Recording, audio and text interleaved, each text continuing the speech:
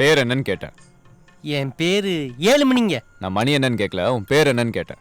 இல்ல, என் பேரே ஏழுமணி தாங்க. 7 மணிலாம் யாராவது பேர் வைப்பாங்களா? இல்லங்க, நான் எங்க அம்மா வீட்டுல இருக்கும்போது எங்க அப்பா சொல்லியிருக்காரு என் மயன் 9 மணிக்கு பிறப்பான்னு. எங்க அம்மா சொல்லியிருக்கு அதனால இல்ல, என் மயன் 8 மணிக்கு டான்னு பிறந்துருவான்னு. எங்க அம்மா சும்மா இருப்பாளா?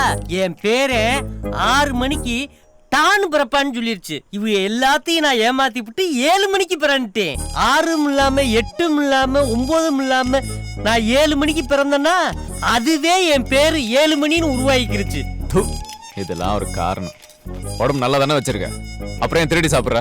இல்லைங்க, நைட்டு சாப்பிடாம படுத்தா தூக்கம் வராதுன்னு எங்க அம்மா சொன்னுச்சு. அதே சாப்பிட்டு போலாம்னு வந்தேன். நல்லா வியாக்கியானம் பேசுற. இங்கே வரேன். பண்றதெல்லாம் பண்ணிட்டு திமிர பாத்தியா? ஏய் இங்க வா. இவ பெரிய அம்பானி குறை சொல்ல வந்துட்டாரு. சாப்பிடுறதே ஓசி இட்லி, இதுல எடுத்து குடுக்குறீங்களோ? மனுஷனுக்கு மரியாதை முக்கியம் தம்பி. உன்னை நான் மனுஷனாவே நினைக்கிறடா, மானங்கட்ட பயலா நினைக்கிறேன்டா. நாளைக்கு நீ இட்லி சாப்பிட வரும்போது வீட்டுல இருந்து காசு எடுத்துக்கிட்டு வரணும். இல்லைன்னா குறவளைய கடிச்சு துப்பி விடுவேன். போடா போடா போடா. சரிங்க, விட்டு போனா பிரச்சனை பண்ணிட்டு இருக்க நீ. இல்லங்க நான் வரேங்க. ஏய் எங்க போற? முதல்ல சாப்பிட்ட பரோட்டா காசு கொடுத்துட்டு போ. ஆமா, இது பெரிய ஸ்டார் ஹோட்டலு, இதுக்கு காசு வேற கொடுப்பாளா?